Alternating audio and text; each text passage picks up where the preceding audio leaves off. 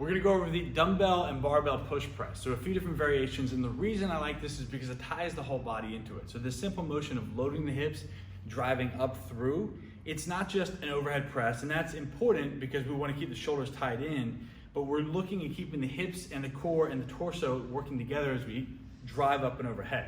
So simple variation, you start with the dumbbells. We wanna be able to do this till you get to about 50% of body weight total, so 25%. You're gonna be able to do more weight, but we're thinking 5 to 10 reps with this, but you think quick sit and then push overhead. Two things people mistake is they squat too low or they don't put it together, and then they don't lock the arms out. So you wanna think it's a quick down, up, lock the arms out, pause overhead, bring it down. Reset and drive. So it's not a thruster, we're not doing CrossFit, it's a dip, drive. Lock the arms out, bring it down, reset, dip, drive.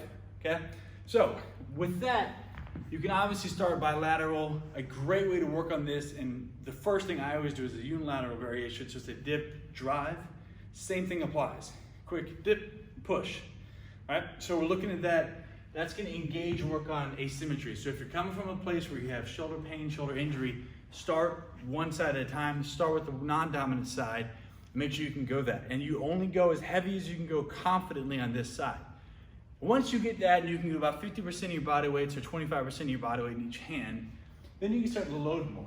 So that's where we can look at barbell variations, and we're looking at being able to really load this.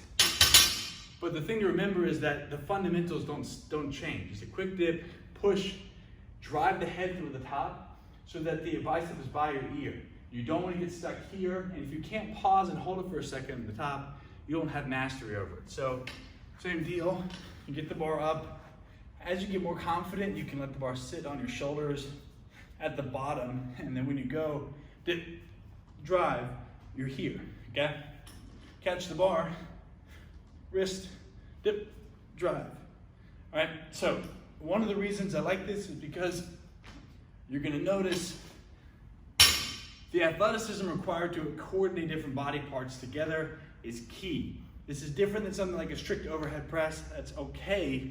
We want to focus on this as we get more and more confident and developed in our athleticism.